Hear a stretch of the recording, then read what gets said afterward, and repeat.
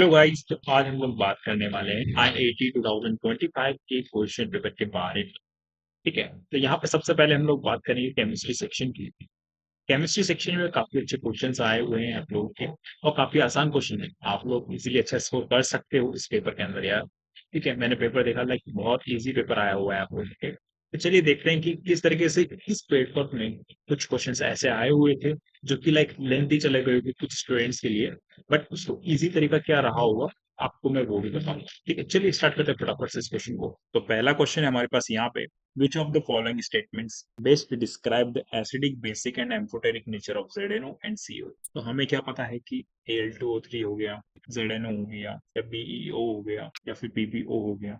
इससे metal oxides क्या है हमारे पास, एम्फोटेरिक रहती है। या फिर हमारे पास ग्रुप 1 ग्रुप 2 की जो भी जनरल मेटल्स है, like except BeO metal oxides हैं, वो क्या होती है हमारे पास, बेसिक रहती है, राइट। तो जो भी नॉन मेटल ऑक्साइड्स रहती है जनरली, वो क्या होती है, एसिडिक रहती है। तो उसके हिसाब से यहाँ पे क्या हो जाएगा, ZNO is amphoteric, right, and हमारे पास CO इज द बेसिक। तो option number A is the correct answer, right. चलिए बात करते हैं क्वेश्चन नंबर 2 की। तो क्वेश्चन नंबर 2 हमारे पास ये है, which amongst the following processes is or are associated with the increasing bond order but not change in diamagnetic and the paramagnetic behavior। यानी कि उसका बॉन्ड ऑर्डर क्या कर रहा है, इंक्रीज कर रहा है। इसका मतलब क्या है, इसकी बॉन्ड लेंथ डिक्रीज कर रही होगी, राइट। एंड यहाँ पे हमारे पास चेंज इन मैग्नेटिक बिहेवियर देखने को नहीं मिल रहा है। यानी कि पहले अगर पैरामैग्नेटिक था तो बाद में पैरामैग्नेटिक रहेगा, अगर पहले डायमैग्नेटिक था तो बाद में डायमैग्नेटिक रहेगा। सेकंड पॉइंट है नो चेंज इन। देन हम लोग बात करते हैं यहाँ पे N2 के, ठीक है, एंड O2 के बारे में। ये क्वेश्चन हमारे पास मॉलिक्यूलर ऑर्बिटल थ्योरी से आया हुआ है। ठीक है, बॉन्ड ऑर्डर कभी भी किसी मॉलिक्यूल का हम निकालते हैं तो मॉलिक्यूलर ऑर्बिटल की थ्योरी की मदद से ही निकालते हैं, राइट। तो चलिए सबसे पहले इसका एनर्जी डायग्राम हम लोग ड्रॉ करते हैं। सबसे पहले हम लोग यहाँ पे क्या बनाएंगे, 1s ऑर्बिटल्स का बनाएंगे, राइट। देन हम लोग 2s का बनाएंगे, देन हम लोग 2p का बनाएंगे, राइट। ओके, तो यहाँ पे हमारे पास दो ऑर्बिटल्स बनेगी। हमारे पास बॉन्डिंग मॉलिक्यूलर ऑर्बिटल रहेगा, दूसरा एंटी बॉन्डिंग मॉलिक्यूलर ऑर्बिटल रहेगा। ये सिग्मा 1s हो जाएगा, ये सिग्मा स्टार 1s हो जाएगा, राइट। इतनी सी बात आपको पता होनी चाहिए ऑलरेडी, ठीक है। तो यहाँ पे हमारे पास 14 इलेक्ट्रॉन्स है इसके पास, राइट। अभी तो यहाँ पे हमारे पास और भी ऑर्बिटल्स आएगा, sigma 2s, sigma star 2s। यहाँ पे आपको पता होना चाहिए कि कौन सी ऑर्बिटल्स में sp मिक्सिंग होती है, कौन से में sp मिक्सिंग नहीं होती है, ठीक है। तो सबसे पहले मैं टॉप वाली बता देता हूँ आप लोगों को, जहाँ पे हमारे पास sp मिक्सिंग नहीं देखने को मिल रही है, राइट। तो यहाँ पे हमारे पास कितना हो जाएगा, सिग्मा स्टार 2pz, राइट। और यहाँ पे हमारे पास क्या हो जाने वाला है, इस तरीके से सिग्मा 2pz हो जाने वाला है। बट क्या इससे कम वाली एनर्जी वाली ऑर्बिटल्स भी रहेगी, हाँ, इससे कम एनर्जी वाली ऑर्बिटल्स भी हमें दो ऑर्बिटल्स देखने को मिलेंगी, ठीक है। क्योंकि क्या हो जाएगा, पाई 2px एंड पाई 2py रहेगा। और यहाँ पे भी हमें उसकी एंटी बॉन्डिंग मॉलिक्यूलर ऑर्बिटल्स देखने को मिलने वाली है, pi star 2px and pi star 2py, इस तरीके से। देन हम लोग यहाँ पे क्या करेंगे, इसके सबसे पहले इलेक्ट्रॉन्स को फिल करेंगे, राइट। और चेक करेंगे कि किसमें क्या सिचुएशन हमारे पास बैठ रहा है, ठीक है। तो क्या दोनों के लिए सेम रहने वाला है, यस। कि ये 14 इलेक्ट्रॉन से ज्यादा कंटेन कर रहे हैं तो दोनों के लिए क्या रहने वाला है, सेम रहने वाला है, ठीक है। बस हम लोग यहाँ पे इलेक्ट्रॉन्स को चेंज कर करके देखते हैं, ठीक है। पहले क्या था, 14 इलेक्ट्रॉन था, 14 से कितना रह गया, 13 इलेक्ट्रॉन्स रह गए, ठीक है। तो 1 2 3 4 5 6 7 8 9 10 11 एंड 12, ये 13 इलेक्ट्रॉन्स। अगर पहले 14 होता, ठीक है, 14 होता तो पहले डायमैग्नेटिक होता। N2 के लिए बात कर रहा हूँ, N2 क्या है हमारे पास, यहाँ पे डायमैग्नेटिक है, एंड N2 पॉजिटिव क्या हो गया, पैरामैग्नेटिक हो गया। तो यानी कि इसने मैग्नेटिक बिहेवियर क्या कर लिया, चेंज कर लिया, राइट। तो यानी कि ये वाली कंडीशन फुलफिल नहीं हो रही है, तो यानी कि पहला वाला तो गलत हो गया, राइट, डायरेक्टली। फिर हम लोग बात करते हैं यहाँ पे O2 की। O2 में कितने इलेक्ट्रॉन्स हैं, 16 इलेक्ट्रॉन्स, राइट। तो अभी तक हम लोगों ने कितने भरे, 4, ये हो गया 8 9 10 11 12 13 14, ये हो गया, राइट। 15 एंड 16 इलेक्ट्रॉन्स हो चुके हैं। 16 में से अगर मैं एक निकाल लेता हूँ, ठीक है, तो चलिए मैं ये वाला इलेक्ट्रॉन्स निकाल लेता हूँ। तो क्या पहले डायग्राम में पैरामैग्नेटिक था, हाँ पैरामैग्नेटिक था। क्या बाद में इस इलेक्ट्रॉन को निकालने के बाद भी पैरामैग्नेटिक है, हाँ पैरामैग्नेटिक है। तो यानी कि यहाँ पे हमारे पास O2 माइनस O2 प्लस दोनों कंडीशन के अंदर ही, लाइक अगर मैं एक इलेक्ट्रॉन ऐड कर देता हूँ तो वो इलेक्ट्रॉन यहाँ पे ऐड होगा। तो यानी कि ये दोनों हमारे पास पैरामैग्नेटिक है और ये भी हमारे पास क्या है, पैरामैग्नेटिक है। इतनी सी बात क्लियर है। बट क्या यहाँ पे बॉन्ड ऑर्डर के बारे में हम लोगों ने भी चेक किया है कि नहीं किया है? तो हमें सबसे पहले बॉन्ड ऑर्डर भी चेक करना पड़ेगा। बॉन्ड ऑर्डर हम लोग निकालते हैं, ठीक है, तीनों का यहाँ पे, ठीक है। अभी 16 इलेक्ट्रॉन्स हैं, ठीक है, लाइक सारे के सारे डाउनवर्ड्स के जो नीचे वाले इलेक्ट्रॉन्स हैं, बॉन्डिंग एंड एंटी बॉन्डिंग दोनों बराबर हैं। लाइक हमारे को बॉन्ड ऑर्डर का क्या फॉर्मूला होता है? Bonding electrons minus anti bonding electrons by 2, right. तो यानी कि यहाँ तक तो पूरा 0 हो जाएगा। ऊपर वाले गिन लेते हैं हम लोग, ठीक है। तो 6 हमारे पास बॉन्डिंग में है और एंटी बॉन्डिंग में 2 है, राइट। 6 माइनस 2 डिवाइड बाई 2, 4/2, यानी कि इसका बॉन्ड ऑर्डर कितना आ जाने वाला है? 2 आ जाने वाला है, ठीक है। O2 माइनस का क्या हो जाएगा? यहाँ पे एक एंटी बॉन्डिंग और बढ़ गया है, राइट। तो कितना हो जाएगा? 6 माइनस 3 डिवाइड बाई 2, यानी कि 3/2 मीन्स 1.5 आ जाने वाला है इसका, राइट। इसकी बात करें हम लोग तो 6 माइनस यहाँ पे कितना हो जाने वाला है? ओनली 1 इलेक्ट्रॉन्स रह जाएगा O2 पॉजिटिव के अंदर, तो यानी कि 5/2 यहाँ पे आ जाएगा, दैट इज 2.5, ठीक है। तो किस कंडीशन में 2 से ज्यादा बॉन्ड ऑर्डर आया है, जो कि हमसे पूछ रहा था। लाइक O2 पॉजिटिव के अंदर हमारे पास ये चीज देखने को मिली है, ठीक है। तो यानी कि ऑप्शन नंबर जो 2 है, that is the only correct answer of this question, ठीक है। इतनी सी बात क्लियर है। जहाँ पे बॉन्ड ऑर्डर भी देखने को चेंज देखने को मिला है, जो कि इंक्रीमेंट है, एंड यहाँ पे हमारे पास कोई भी मैग्नेटिक बिहेवियर में चेंज देखने को नहीं मिला है। इस तरीके से इस क्वेश्चन को हम लोग इजीली सॉल्व कर सकते थे, ठीक है, by the energy diagram of the MOT theory.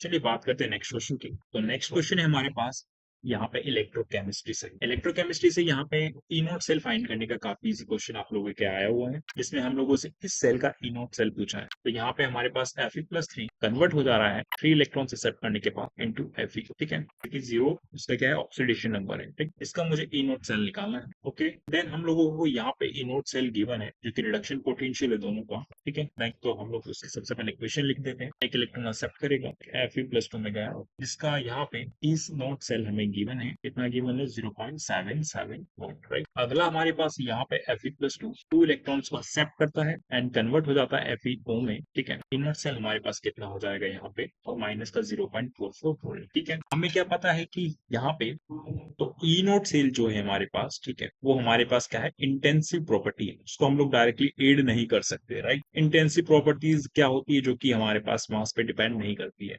या क्वांटिटी पे डिपेंड नहीं कर रही है, ठीक है। इसका मतलब यहाँ पे हमें एक ऐसी क्वांटिटी की नीड होगा जो कि एडिटिव है। उसका मतलब यहाँ पे हमारे पास गिब्स फ्री एनर्जी से है, ठीक है। तो गिब्स फ्री एनर्जी क्या होती है? -NF, ठीक है। ई नोट सेल होगा, राइट। चलिए हम लोग इसी की मदद से यहाँ पे ई नोट सेल को फाइंड करते हैं, ठीक है। ठीक है, ये ओवरऑल रिएक्शन का डेल्टा जी मैं कुछ मान लेता हूँ, डेल्टा G1, ठीक है। इसका डेल्टा G2 बोल देता हूँ, इसको डेल्टा G3 बोल देता हूँ, ठीक है। तो क्या डेल्टा G1 को मैं in terms of delta G2 और डेल्टा G3 लिख सकता हूँ? बिल्कुल। अगर आप थोड़ा सा ध्यान से देखेंगे तो इन दोनों रिएक्शन को जब आप ऐड करेंगे तो लाइक आपको ऊपर वाली रिएक्शन मिल जाएगी, राइट। तो यानी कि delta G1 is the sum of delta G2 plus delta G3, right. चलिए यहाँ पे हम लोग इसकी वैल्यू, चलिए इसकी हम लोग सारी की सारी वैल्यूज को पुट कर देते हैं यहाँ पे हमें NFE नॉट सेल हमें फाइंड करना था। यहाँ पे तो यहाँ पे n की वैल्यू हमारे पास कितनी है? 3 है, राइट। क्योंकि यहाँ पे नंबर ऑफ इलेक्ट्रॉन एक्सचेंज कितना है? 3 है। यहाँ पे डेल्टा G2 की वैल्यू अगर हम लोग लिखें तो वो कितनी हो जाने वाली है? Minus, right. और यहाँ पे n की वैल्यू 1 है, और ई नोट सेल की वैल्यू है 0.77 पॉजिटिव, राइट। देन हमारे पास डेल्टा G3 की वैल्यू अगर मैं पुट करता हूँ तो वो कितना हो जाने वाला है, राइट। इसकी वैल्यूज हम लोग निकाल सकते हैं। तो ई नोट सेल हमारे पास कितना आ जाने वाला है? ठीक है, माइनस से नेगेटिव सारा हट जाएगा, ठीक है। और एफ से एफ कैंसिल कर देते हैं यहाँ पे, तो फाइनली हमारे पास 0.77 माइनस 0.88 कौन 3 आंसर आ जाने वाला है। इसको आप सॉल्व आउट करेंगे तो कितना आ जाएगा? 0.11/3, इट मींस माइनस का 0.036 आ जाने वाला है, ठीक है। इसको आप जैसे ही सेकंड डेसिमल तक इसको आप लोग सॉल्व करेंगे तो लाइक इसको क्या लिख सकते हैं आप लोग? 0.04 लिख सकते हैं।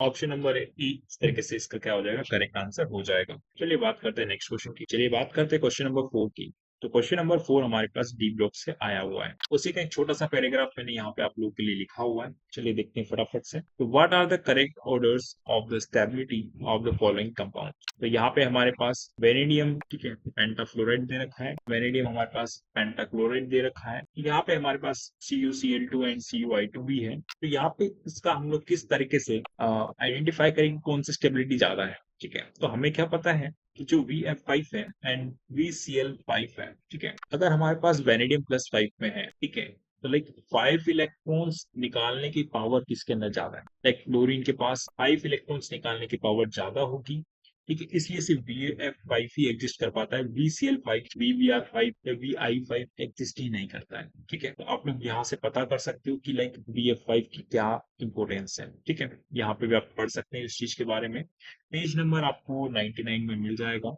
ठीक है, डी ब्लॉक के अंदर, तो आप वहाँ पे जाके इसको थोड़ा सा डेप्थ में पढ़ सकते हो। सेकेंड थिंग हम लोग यहाँ पे बात करें, यहाँ पे हमारे पास कॉपर के कंपाउंड्स दे रखे हैं। ठीक है, तो यहाँ पे CuI2 की बात की जा रही है एंड CuCl2 की बात की जा रही है, राइट। तो हमें क्या पता है, अगर मैं बात करूँ CuF2 की बात करूँ, CuCl2 की बात करूँ, CuBr2 की बात करूँ एंड CuI2, तो यहाँ पे मैं थोड़ा सा रुक जाता हूँ कि ये कंपाउंड फॉर्म नहीं हो पाएगा। इसकी जगह हमारे पास क्या कंपाउंड फॉर्म होता है, Cu2I2 कंपाउंड फॉर्म होता है। ठीक है, क्यों? क्योंकि हमारे पास यहाँ पे हमारे पास इस तरीके से ये कंपाउंड फॉर्म होते हुए दिखता है। आप लोगों को ये आइडिया होना चाहिए काफी अच्छे तरीके से। ये काफी इंपॉर्टेंट रिएक्शन है, काफी बार आई हुई है आप लोगों के लिए। तो आप लोग सोच सकते हैं कि जब C2I2 Cu2I2 जो कंपाउंड है वो Cu2I2 में कन्वर्ट हो जा रहा है, इसका मतलब ये वाला क्या है, लेस स्टेबल है। तो स्टेबिलिटी किसकी ज्यादा हो जाएगी, ऑटोमेटिकली CuCl2 की ज्यादा हो जाने वाली। ठीक है, तो ऑप्शन नंबर ए हमारे पास क्या हो जाएगा, इस तरीके से करेक्ट आंसर हो जाएगा। चलिए बात करते हैं नेक्स्ट क्वेश्चन की।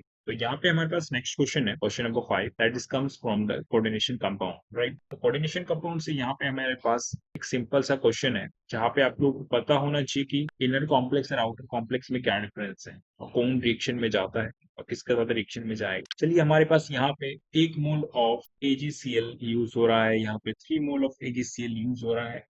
तो आपको पता होना चाहिए कि लाइक कि आउटर कॉम्प्लेक्स में हमारे पास रिएक्शन करने वाला क्या होना चाहिए, वहाँ पे कुछ न कुछ हमारे पास वहाँ पे Cl आयन होना चाहिए, राइट। तभी तो हमारे पास AgCl फॉर्म हो पाएगा, अगर AgNO3 के साथ रिएक्शन कर रहा है।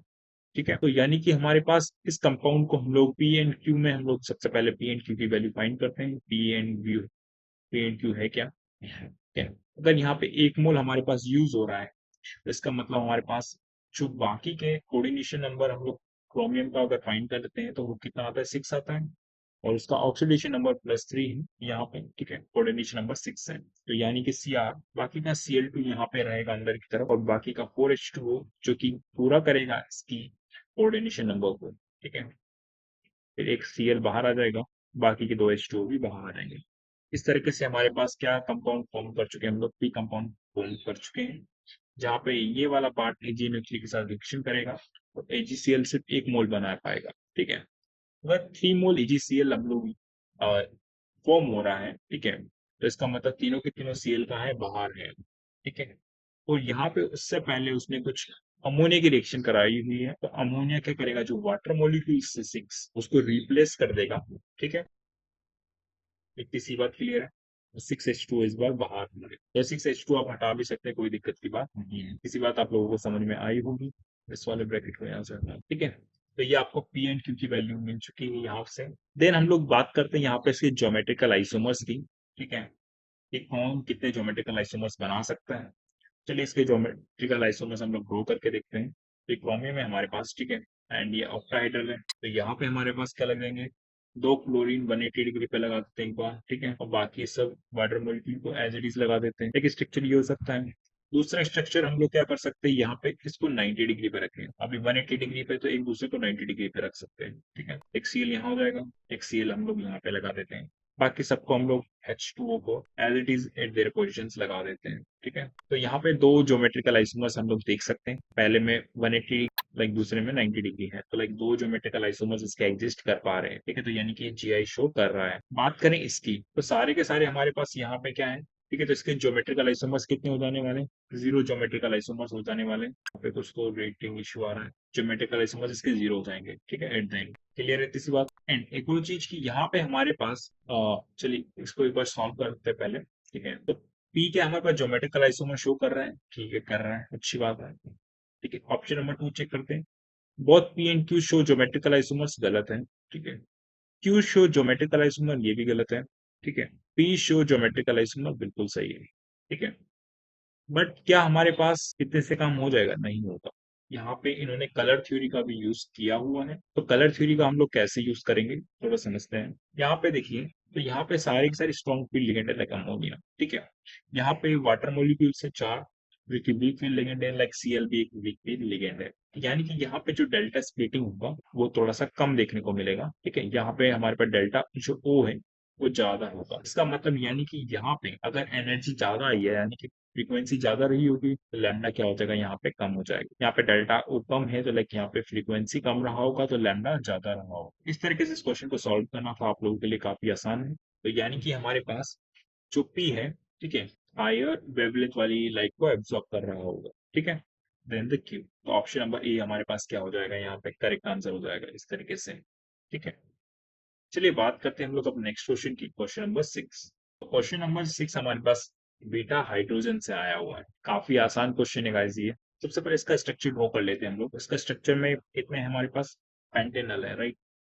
तो 5 कार्बन आएंगे इस तरीके से। देन हम लोग यहाँ पे गिवन है कि 2 पे मिथाइल लगा हुआ है और 3 पे फिनाइल लगा हुआ है। ठीक है, लाइक यहाँ पे फिनाइल बना देता हूँ मैं। ओके, देन हम लोग सारे के सारे हाइड्रोजन यहाँ पे ड्रॉ कर देते हैं। यहाँ पे केयरफुल रहना कि कोई हाइड्रोजन एक्स्ट्रा आप लोग ऐड ना कर दो। ठीक है, कोई यहाँ पे आप लोग रूल्स को वायलेट नहीं कर दो। 4 बॉन्ड बना सकते हो तो 4 ही बॉन्ड बनाना है। ठीक है, ओके। देन हमारे पास सबसे पहले बात करते हैं हम लोग इसकी रिस्पेक्ट में अल्फा पोजिशन क्या है। ठीक है, ये अल्फा पोजिशन होगी, इसकी बीटा पोजिशन होगी। ठीक है, तो सी डबल बॉन्ड ओ के रिस्पेक्ट में, ठीक है, बीटा हाइड्रोजन कितने हैं, हमारे पास एक बीटा हाइड्रोजन है। ठीक है, जो कि ये वाला है। इतनी सी बात क्लियर है। देन हम लोग बात करते हैं यहाँ पे इसके कंपैरिजन में हमारे पास बीटा हाइड्रोजन कितने हैं। तो इसके कंपैरिजन में अल्फा पोजीशन है, ये बीटा पोजीशन है, और ये अगर ये अल्फा है तो ये भी बीटा होगा इसका, राइट। तो यहाँ पे 2 हाइड्रोजन यहाँ पे हमें देखने को मिले हैं। ठीक है, बीटा हाइड्रोजन से एक एक हाइड्रोजन यहाँ पे भी देखने को मिला है। इसका मतलब हमारे पास फिनाइल के रिस्पेक्ट में, ठीक है, यहाँ पे 2 बीटा हाइड्रोजन है हमारे पास पहला, फिर हमारे पास एक बीटा हाइड्रोजन अलग से है। ठीक है, तो यहाँ पे हमें 3 बीटा हाइड्रोजन देखने को मिले हैं। तो ओवरऑल हमारे पास हाइड्रोजन कितना हो जाएंगे, बीटा हाइड्रोजन 4 हाइड्रोजन हो जाएंगे, राइट। ऑप्शन नंबर ए हमारे पास क्या हो जाएगा, इस तरीके से करेक्ट आंसर हो जाएगा इस क्वेश्चन का। चलिए बात करते हैं नेक्स्ट क्वेश्चन की। तो क्वेश्चन नंबर 7 है हमारे पास यहाँ पे एल्डिहाइड एंड कीटोन से। ठीक है, तो एल्डिहाइड एंड कीटोन्स की जो प्रिपरेटरी हमारे पास मेथड से वहां से डायरेक्टली क्वेश्चन आया हुआ है। ठीक है, तो पूछ रहा है कि which of the following do not provide an aldehyde as a product. ठीक है, चलिए बात करते हैं इन सभी रिएक्शंस की एक एक करके। तो सबसे पहला है हमारे पास यहाँ पे एसाइल क्लोराइड बना हुआ है। ठीक है, तो यहाँ पे हमारे पास R2CD से अगर रिएक्शन करता है तो यहाँ पे हमारे पास अगर दोनों के दो दो मोल्स लेते हैं हम लोग, ठीक है, तो यहाँ पे हमारे पास क्या प्रोडक्ट बन जाएगा, इस तरीके से बन जाएगा, राइट। ये है NCl की जगह हमारे पास ये वाला जो मॉलिक्यूल है इसका एक मॉलिक्यूल लग जाएगा। उसके 2 मॉलिक्यूल्स अगर हम लोग यूज कर रहे हैं तो लाइक दोनों पे एक एक डिस्ट्रीब्यूट हो जाएगा इस तरीके से, राइट। तो यहाँ पे कितना आ जाएगा, CH2 पीएच आ जाने वाला है। ठीक है, इस तरीके से। तो ये हमारे पास क्या बना है, यहाँ पे कीटोन बना है। तो ये कीटोन का क्या है हमारे पास, प्रिपरेटरी मेथड है। ठीक है, चलिए बात करते हैं यहाँ पे रोजनमून रिडक्शन की। ठीक है, तो रोजनमून रिडक्शन में हमारे पास यहाँ पे क्या देखने को मिलने वाला है, ये क्या करेगा, जो Cl है, ठीक है, उसको किससे रिप्रेजेंट करने वाला है, H से रिप्लेस कर देने वाला है। ठीक है, दैट इज द रोजनमून रिएक्शन जो आप लोग पढ़ते आ रहे हो हमेशा से। ठीक है, काफी इजी रिएक्शन है यार का, इसलिए। देन हम लोग बात करते हैं यहाँ पे इसकी रिएक्शन की, राइट, स्टीफन रिडक्शन। तो इसमें क्या होगा हमारे पास यहाँ पे जो CN है, ठीक है, वो किस में रिड्यूस होगा, C डबल बॉन्ड N में रिड्यूस होगा। ठीक है, CH इस तरीके से। फिर आप लोग इसमें क्या कर दे रहे हो, हमारे पास हाइड्रोलिसिस कर दे रहे हो। तो यहाँ पे हमारे पास क्या फॉर्म हो जाएगा एट द एंड, जैसे कि आप देख पा रहे होंगे यहाँ पे। ठीक है, हाइड्रोलिसिस पे यहाँ पे क्या हो जाएगा, एक हाइड्रोजन है, 2 OH लगेंगे, राइट, और यहाँ पे हमारे पास अमोनिया गैस बनती हुई निकलेगी। तो 2 OH हमारे पास क्या हो जाएंगे, अनस्टेबल हो जाएंगे। देन हमारे पास यहाँ से वाटर मॉलिक्यूल रिमूव हो जाएगा। ठीक है, तो एट देन हमारे पास क्या बन जाएगा, यहाँ पे aldehyde as a by product बनेगा। ठीक है, एंड यहाँ पे हमारे पास वाटर मॉलिक्यूल रहेगा और यहाँ पे हमारे पास अमोनिया गैस नहीं है। ठीक है, तो यहाँ पे भी हमारे पास एल्डिहाइड बन रहा है, यहाँ पे भी एल्डिहाइड बन रहा था। देन हम लोग यहाँ पे बात करते हैं इटार्ड रिएक्शन की, राइट। इटार्ड रिएक्शन हमारे पास काफी इंपॉर्टेंट रिएक्शन है गाइस। ठीक है, इसमें सबसे पहले हमारे पास क्रोमियम कॉम्प्लेक्स फॉर्म होता है। ठीक है, ये इस रिएक्शन की एक क्वालिटी है कि ये क्रोमियम कॉम्प्लेक्स कैसे फॉर्म कर रहा है। ठीक है, देख यहाँ जो 2 हाइड्रोजन हैं, ठीक है, यानी कि यहाँ पे हमारे पास क्या लग जाने वाला है, O CrO HCl2 लग जाने वाला है। ठीक है, एक मॉलिक्यूल यहाँ लगेगा, एक मॉलिक्यूल यहाँ पे लगेगा। ठीक है, इस तरीके से। तो इसको हम लोग बोलते हैं क्रोमियम कॉम्प्लेक्स। आफ्टर दैट जब इसकी हम लोग हाइड्रोलिसिस कर दे रहे हैं तो सेम हमारे पास क्या होगा, ये वाली कंडीशन रिपीट हो जाएगी। ठीक है, हाइड्रोलिसिस पे ये दोनों हट जाएंगे और हमारे पास ये कंपाउंड फॉर्म होगा। देन अगेन हम लोग फिर क्या बोलेंगे कि अनस्टेबल रहता है दो OH, ठीक है, एक ही कार्बन पे। तो वो क्या करेगा, हमारे पास वहां से हाइड्रोलिसिस कर लेगा, ठीक है, अपने आप की। एंड देन हमारे पास क्या हो जाने वाला है, यहाँ से एल्डिहाइड का फॉर्मेशन देखने को मिलने वाला है। ठीक है, तो यहाँ पे भी हमारे पास aldehyde as a by product form होगा। तो जो ऑप्शन नंबर ए है वो हमें कीटोन दे रहा है, बाकी सब एल्डिहाइड दे रहे हैं, तो ऑप्शन नंबर ए हमारे पास क्या हो जाएगा, करेक्ट आंसर हो जाएगा इस क्वेश्चन का। चलिए बात करते हैं नेक्स्ट क्वेश्चन की। तो नेक्स्ट क्वेश्चन है हमारे पास यहाँ पे सीक्वेंस ऑफ द रिएक्शन का। ठीक है, पूछा जा रहा है कि मेजर प्रोडक्ट्स हमारे पास क्या बनेंगे। तो चलिए देखते हैं यहाँ पे। तो यहाँ पे हमारे पास कंपाउंड गिवन है इस तरीके से। ठीक है, तो सबसे पहले हम लोगों ने यहाँ पे ओजोनोलिसिस कराई हुई है। ठीक है, रिडक्टिव ओजोनोलिसिस। तो यानी कि हमारे पास यहाँ पे क्या मिल जाने वाला है, PH, C double bond and H मिल जाने वाला है। ठीक है, इस तरीके से।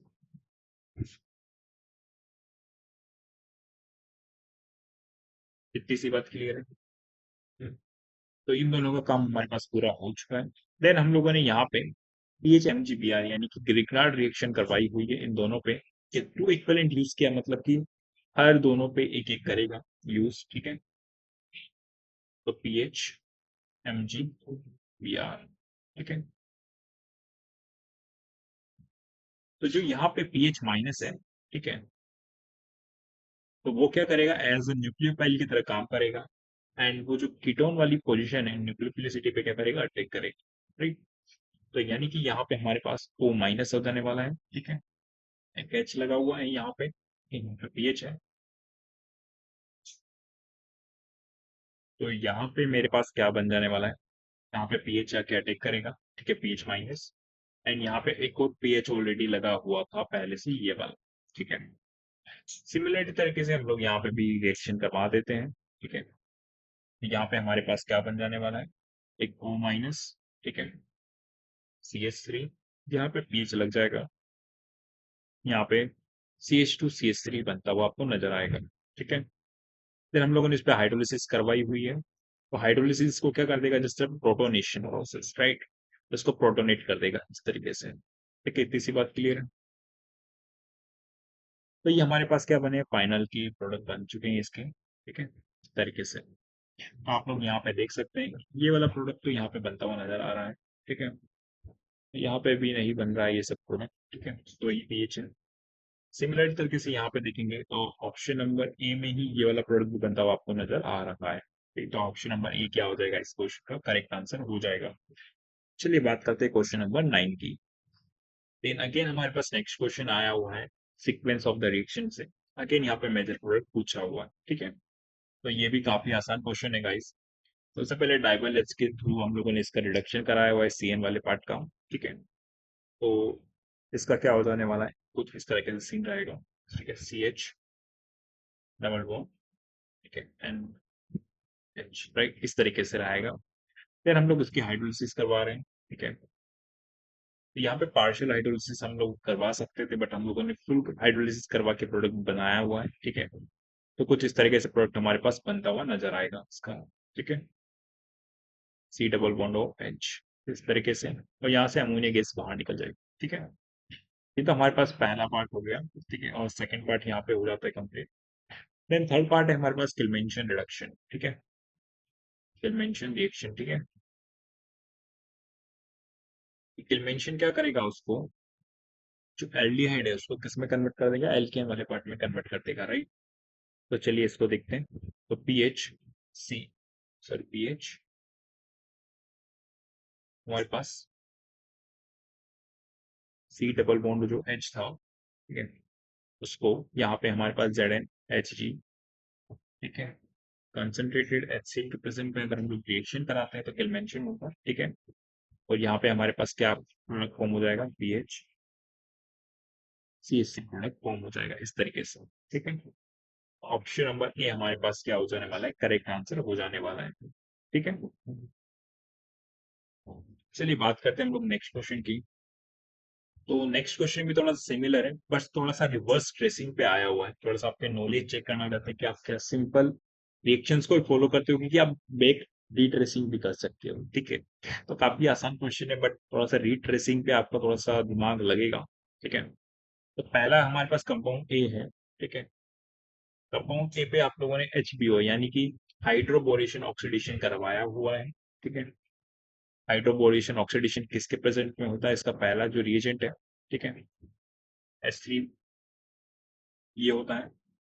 सेकंड हमारे पास H2O2 डाला जाता है एक्वस NaOH के प्रेजेंट में। ठीक है, तो यानी कि यहां तक हमारे पास HBO ही कंप्लीट हुई है, हाइड्रोबोरेशन ऑक्सीडेशन। ठीक है, इससे हमारे पास कंपाउंड 2 फॉर्म होता है। ठीक है, upon oxidation with the Cr2O3। ठीक है, यहाँ पे Cr2O3 से हम लोग जब इसकी रिएक्शन करवाते हैं, ठीक है, तो एक चीज आपको पता होनी चाहिए कि इसका जो प्रोडक्ट आता है वो अल्कोहल आता है। ठीक है, अल्कोहल का अगर आप ऑक्सीडेशन करवा रहे हो, ऑक्सीडेशन के बाद आपको एल्डिहाइड मिल सकता है या फिर कीटोन मिल सकता है, राइट। अगर हमारे पास एल्डिहाइड मिल रहा है तो लाइक वो एसिड में भी कन्वर्ट हो जाएगा। ठीक है, और हमारे पास कीटोन प्रोडक्ट फॉर्म आ रहा है तो लाइक कीटोन कीटोन ही रहेगा। ओके, तो यहाँ पे हमारे पास कीटोन मिल जा रहा है। ठीक है, तो कीटोन में हमारे पास क्या मिल जाएगा, यहाँ पे 2,3 डाइमिथाइल साइक्लोहेक्सेन। ठीक है, तो यानी कि मैं प्रोडक्ट बना देता हूँ यहाँ पे कुछ इस तरीके से, और 2,3 पे मिथाइल लगा हुआ। ठीक है, तो इसका मतलब यहाँ पे एक चीज समझना, जब ये ऑक्सीडाइज कर रहा है तो इससे पहले वाला पार्ट हमारे पास अल्कोहल रहेगा, क्योंकि HBO हमारे पास अल्कीन पे रिएक्शन करता है, पहली चीज। ठीक है, अल्कीन पे रिएक्शन करेगा, एंड हमारे पास यहाँ पे जो प्रोडक्ट फॉर्म होता है that is anti Markovnikov product form होता है। ठीक है, एंटी मार्कोनिकॉफ प्रोडक्ट फॉर्म होगा, right, as a major product. ठीक है, और उस पे हमारे पास ये जो प्रोडक्ट होता है दैट इज अल्कोहल, एंड यहाँ पे हमारे पास ये क्या करेगा, ऑक्सीडेशन करेगा इसका। ठीक है, ऑक्सीडेशन के बाद ये फॉर्म हुआ है, राइट। तो यानी कि मतलब यहाँ पे क्या लगा होगा, अल्कोहल लगा होगा, ये आप प्रेडिक्ट कर सकते हैं रिवर्स ट्रेसिंग में। ठीक है, इनकी OH यहाँ पे है, CH3 यहाँ पे है, और एक CH3 यहाँ पे लगा हुआ है इस तरीके से।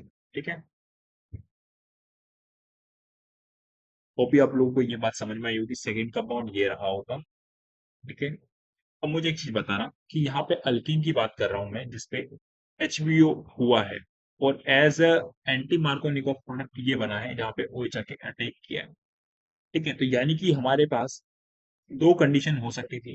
ठीक है, बट उसमें से एंटी मार्कोनिकॉफ यहाँ पे ही क्यों लाके लगाएगा, एंटी मार्कोनिकॉफ का मतलब ये है कि हमारे पास जो OH एड हो रहा है वो उस पोजीशन पे जाके एड हो रहा है जहां पे हमारे पास प्लस आई इफेक्ट कम है।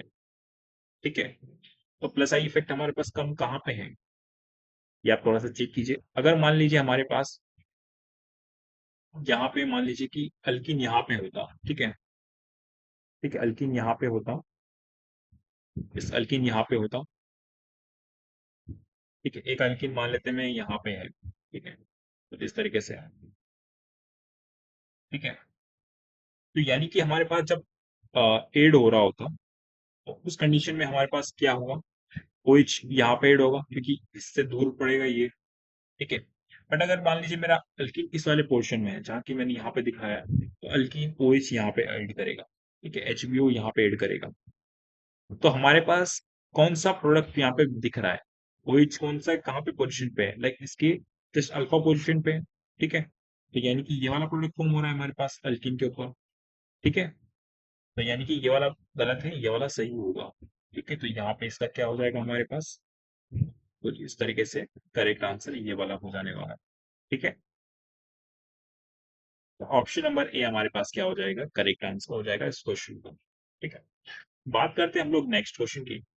तो नेक्स्ट क्वेश्चन काफी आसान क्वेश्चन है, बट थोड़ा कंसेप्चुअल है। ठीक है, थर्मोडायनेमिक्स यहाँ पे काफी इजीली यूज किया गया है, बट काफी इंपॉर्टेंट है कैसे यूज किया है। ठीक है, वर्क डन ही निकालना है, बट थोड़ा सा कंसेप्चुअल है, थोड़ा सा गाइस मैं आपको बता देता हूँ कैसे इस क्वेश्चन को डील करना है। ठीक है, बस आपको प्री रिक्वायरमेंट नॉलेज क्या होती है। ठीक है, तो मान लेते हैं हमारे पास यहाँ पे ये पिस्टन है, ठीक है। यहाँ पे पी एक्सटर्नल हमारे पास कुछ होगा, पी गैस भी कुछ होगा, ठीक है। तो अगर हमारे पास इरिवर्सिबल प्रोसेस है, ठीक है, और वो कहीं पर मल्टीपल स्टेप्स में होती है, ठीक है, तो इसका मतलब ये है कि जब भी प्रोसेस स्टॉप होगी तो हमारे पास जो पी एक्सटर्नल है वो हमारे पास क्या हो जाने वाला है, फिक्स हो जाने वाला है, ठीक है। तो जो भी हमारे पास प्रेशर रहेगा वो हमारे पास पी एक्सटर्नल के बराबर रहा होगा उस कंडीशन में जब भी स्टॉप होगा प्रोसेस, ठीक है, पहली चीज। दूसरी चीज, जो हमारे पास इरिवर्सिबल प्रोसेस है उसका जो वर्क डन लिखा जाता है that is P external del DV, ठीक है, ये डेल्टा वी लिख सकते हैं यहाँ पे, माइनस का that is the work done here, ठीक है। बात करते हैं यही चीज अगर हमें रिवर्सिबल के लिए लिखना चाहते हैं, ठीक है, तो उस कंडीशन में हमारे पास जो पी एक्सटर्नल होता है, ठीक है, पी गैस के बराबर होता है, ठीक है। पी गैस मतलब हमारे पास जो इंटरनल जो गैस भरी है उसके बराबर रहेगा एट एवरी पॉइंट, हर किसी पॉइंट पे, क्योंकि वो रिवर्सिबल है, ठीक है। तो इसका मतलब जो हमारे पास यहाँ पे वर्क डन लिख सकते हैं दैट इज पी गैस, ठीक है। डेल्टा भी नहीं लिख सकते क्योंकि हर पॉइंट पे इक्विलिब्रियम होता है रिवर्सिबल के अंदर, ठीक है, तो डेल्टा भी नहीं डीवी लिखेंगे एंड उसका इंटीग्रेशन, राइट। तो जो भी आप फॉर्मूलाज पढ़ते हो इंटीग्रेशन के थ्रू, लाइक एलन वाली टर्म जो आती है वो किस में आती है, रिवर्सिबल में आती है, कभी भी इरिवर्सिबल में नहीं आती है, ठीक है। तो यहाँ पे हमारे पास क्या होता है, स्टेप वाइज प्रोसेस होती है इसके अंदर, इरिवर्सिबल के अंदर। तो ये जो क्वेश्चन है हमारे पास वो इरिवर्सिबल प्रोसेस का क्वेश्चन है, ना कि रिवर्सिबल का। पहले आप यहाँ पे थोड़ा समझने की कोशिश करते हैं। The work done when the 1 mole of an ideal gas expand at a constant temperature T, ठीक है, V से हमारे पास 2V पे जा रहा है, ठीक है, क्वेश्चन वाले ने बोल रखा है कि V से हमारे पास 2V पे जा रहा है, ठीक है, इन टू इक्वल स्टेप्स, ठीक है। टू इक्वल स्टेप्स का मतलब क्या है कि पहले क्या किया होगा, V से 2V जाने के लिए उसने 2 स्टेप्स लिए हैं, ठीक है, तो यानी कि बीच में कहीं रुका होगा। और इक्वल स्टेप्स लिए का मतलब क्या है कि बीच का पॉइंट रहा होगा, तो V plus 2V divide by 2 यानी कि 3V/2, राइट। तो यानी कि पहला प्रोसेस ये हमारे पास ये है रिवर्सिबल, इरिवर्सिबल, और दूसरा इरिवर्सिबल प्रोसेस ये है, ठीक है। इसका वर्क डन हमारे पास गिवन है, कितना है, जब इसका वर्क डन कैलकुलेट करेंगे तो वो 7/12 RT गिवन है, ठीक है। देन हम लोग बात करते हैं यहाँ पे how much more work would be done by the gas if it expands in 3 steps, ठीक है। सेम वर्क मुझे V से 2V पे जाना है बट इस बार मैं 3 स्टेप्स पे जा, ठीक है, लाइक मैं V से 2V गया बट हम लोग क्या कर रहे हैं, इस बार 3 स्टेप्स ले रहे हैं, ठीक है, इस तरीके से। तो यानी कि अगर मैं इसको 3/3 लिखता हूँ तो ये कितना हो जाएगा, 4V/3 हो जाएगा, एंड ये 5V/3 हो जाएगा, एंड ठीक है, ये 6V/3 यानी कि 2V हो जाने वाला है, ठीक है। 3 इक्वल स्टेप्स हो चुके हैं। एक तो मेरे को यहाँ का वर्क डन निकालना, यहाँ का वर्क डन निकालना, यहाँ का वर्क डन निकालना है, तो काफी आसान क्वेश्चन हो गया गाइस ये तो। देन हम लोग यहाँ पे बात करेंगे किस तरीके से इसका वर्क डन निकालें, ठीक है। तो वर्क डन हमारे पास क्या पता होगा, चलिए सबसे पहले इसका पी एक्सटर्नल की बात करते हैं कि पी एक्सटर्नल किसके बराबर होगा, ठीक है। तो पीवी इक्वल्स टू क्या होगा, हमारे पास एनआरटी होगा, यहाँ पे टेम्परेचर कांस्टेंट है यानी कि आइसोथर्मल प्रोसेस है, ठीक है। तो यहाँ पे हमें वॉल्यूम चेंज पता है क्या, बिल्कुल पता है, ठीक है। तो यहाँ पे हमारे पास जो फाइनल वॉल्यूम है दैट इज 3V/2, तभी तो हमें पी एक्सटर्नल निकालना है। यहाँ पे हमारे पास पी एक्सटर्नल का फॉर्मूला कितना हो जाने वाला है, एनआरटी अपॉन, यहाँ पे कितना है वॉल्यूम लिखेंगे, राइट, तो फाइनल वॉल्यूम कितना 3V/2, यहाँ पे 3V/2 आ जाएगा। यहाँ पे भी पी एक्सटर्नल हमें निकालना पड़ेगा क्योंकि सेकंड प्रोसेस है, process number 1 process number 2, 2 steps मिलेंगे अलग अलग। एनआरटी अपॉन 2 भी यहाँ पे आ जाने वाला है, ठीक है। सिमिलर तरीके से यहाँ पे पी एक्सटर्नल निकाल देता हूँ, कितना आ जाएगा, एनआरटी अपॉन 4/3 भी हो जाएगा, ठीक है। यहाँ पे बात करूँ पी एक्सटर्नल की तो कितना आ जाएगा, एनआरटी अपॉन 5/3 भी हो जाएगा। यहाँ पे बात करूँ तो कितना आ जाएगा, P external NRT upon 2V आ जाएगा, ठीक है। सिमिलरली हम लोग यहाँ पे क्या करेंगे, वॉल्यूम को फाइंड करेंगे। तो डेल्टा भी हमें क्या पता है, V/2 है, V/2 है यहाँ पे कितना है, V/3 है, यहाँ पे V/3 है, यहाँ पे भी V/3 है, ठीक है, ओके।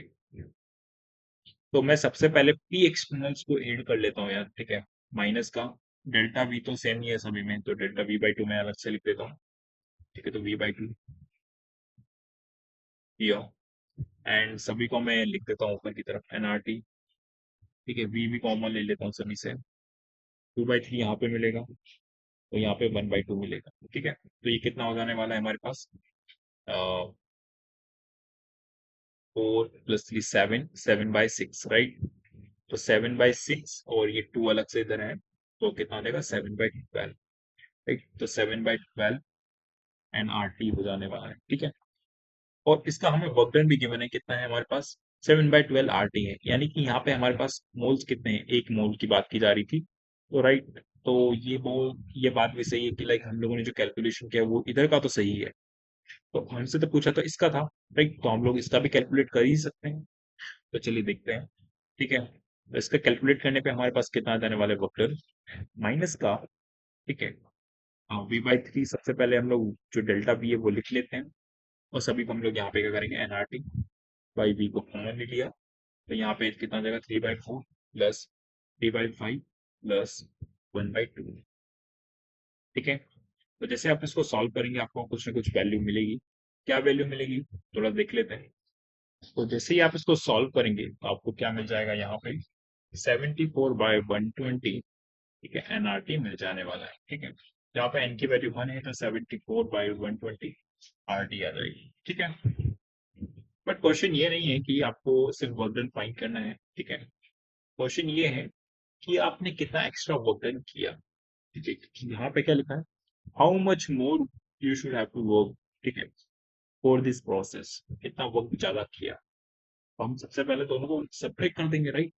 74/120 माइनस, यहाँ पे 7/12 लिखा हुआ है, तो लाइक दोनों को ऊपर नीचे का 10 से मल्टीप्लाई कर दे तो दोनों का एलसीएम सेम हो जाएगा, राइट। लाइक दोनों का ये हो गया एंड आर टी हो जाएगा इस तरीके से, राइट। तो ये क्या हमारे पास डेल्टा डब्ल्यू आ गया दोनों का वर्क डिफरेंस। तो यहाँ पे 4/120, ठीक है, एंड टू आर टी हो जाने वाला है, तो like that is equals to 1/30 R T. ठीक है, तो that is the extra work done that we have to do in the process number 2। ठीक है, तो ऑप्शन नंबर ए हमारे पास क्या हो जाएगा, करेक्ट आंसर हो जाएगा। चलिए बात करते हैं क्वेश्चन नंबर यहाँ पे 12 की, 12 की बात करते हैं। तो क्वेश्चन नंबर 12 हमारे पास केमिकल काइनेटिक्स से क्वेश्चन आया हुआ है।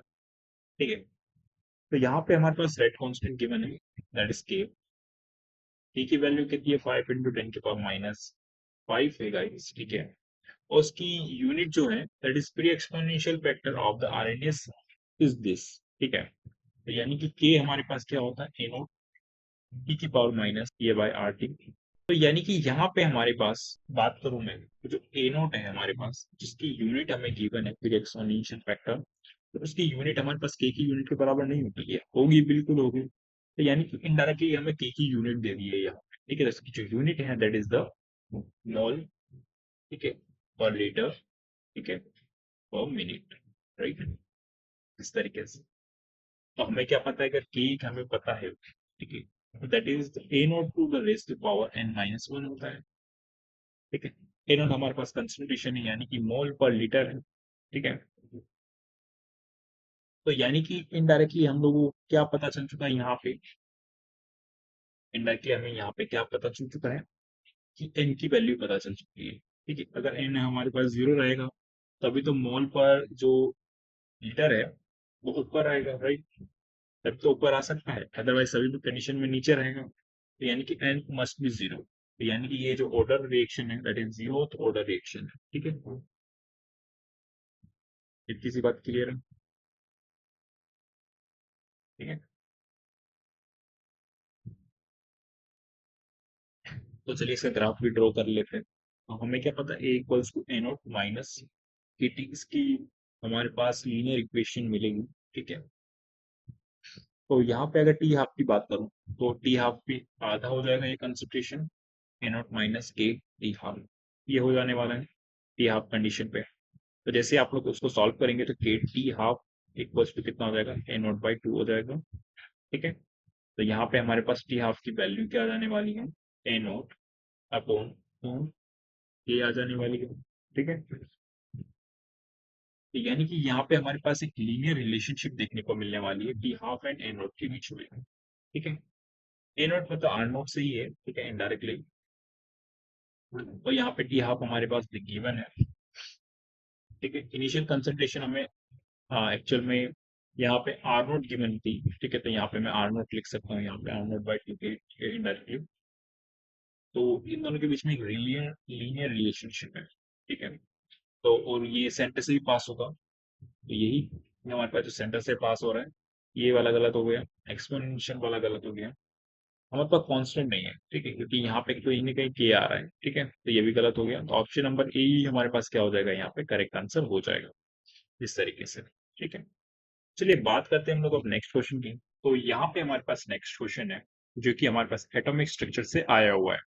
ठीक है, तो यहाँ पे हमें टाइम पीरियड फाइंड करना है। ठीक है, of a revolution of an electron in the four bore orbital. ठीक है, ऑफ हीलियम प्लस वन, यानी कि ये हमारे पास ये हाइड्रोजन लाइक एटम है, राइट। तो यानी n इक्वल्स टू 4 है और z इक्वल्स टू यहाँ पे हमारे पास 2 है। इतनी सी बात क्लियर है। फिर हमें यहाँ पे ए नोट की वैल्यू यानी कि वो रेडियस की वैल्यू गिवन है। ठीक है, तो हमें टाइम पीरियड का सबसे पहले फॉर्मूला लिखते हैं। टाइम पीरियड कितना हो जाने वाला है, हमारे पास डिस्टेंस अपॉन वेलोसिटी, यानी कि डिस्टेंस 2 पाई आर मान लेते हैं। ठीक है, क्योंकि वो सर्कुलर रिवोल्यूशन कर रहा है। ठीक है, देन हम लोग बात कर रहे हैं यहाँ पे velocity, that is the velocity of the electron. क्या दोनों का फॉर्मूला हमें पता है? बिल्कुल पता है। तो आर नोट हमारे पास कितना हो जाने वाला है, तो सॉरी रेडियस हमारे पास कितनी हो जाने वाली है, N square by Z into A naught, right. तो ए नोट की वैल्यू हमारे पास 52.9 पिकोमीटर, यानी कि 10 की पावर माइनस 12। ठीक है, एन स्क्वायर बाय जेड हो जाने वाली है।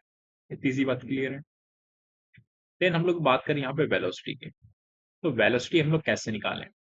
ठीक है, तो हमें क्या पता है कि ये बोर क्वांटाइजेशन को फॉलो कर रहा होगा। ठीक है, तो बोर क्वांटाइजेशन से सबसे आसान तरीका होता है वेलोसिटी निकालने का। ठीक है, तो यानी कि वेलोसिटी हमें यहाँ पे निकालनी है, तो हमें यहाँ पे एच पता है, मास ऑफ इलेक्ट्रॉन पता है, रेडियस ऑफ द इलेक्ट्रॉन भी हमें पता चल चुका है, राइट।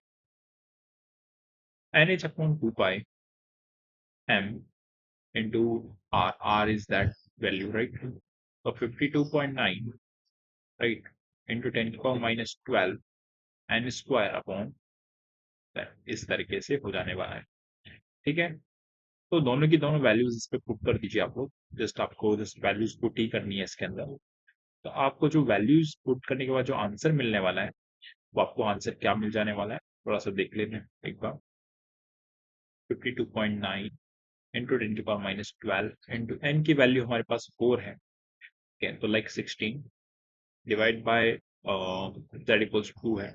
ओके, देन हम लोग बात करें यहाँ पे वी की वैल्यू कितनी हो जाने वाली है, ये एक एन और एक एन कैंसिल हो जाने वाला है। ठीक है, जेड एज इट इज रहेगा।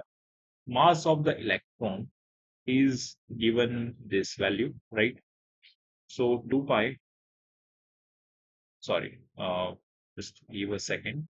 इसको आप जैसे सॉल्व करोगे तो आपको जो भी वैल्यू मिलेगी, लाइक आप लोग उसको सॉल्व कर लेना यार। ठीक है, आर की वैल्यू डाल देना, वी की वैल्यू डाल देना, आपको सारी वैल्यूज पता है यहाँ पे। ठीक है, थोड़ा कैलकुलेशन लेंथी हो जाएगा। ठीक है, मैं कैलकुलेशन करना नहीं चाहता यहाँ पे। तो लाइक जो आपका ऑप्शन नंबर जो ए है, यानी कि 2.4 इंटू फेमटोमीटर 10 की पावर माइनस 15, राइट, आपको ये वाला आंसर मिलता हुआ नजर आएगा वहां पे। ठीक है, तो ऑप्शन नंबर जो ए है हमारे पास क्या हो जाएगा, इस तरीके से करेक्ट आंसर हो जाएगा उस क्वेश्चन का।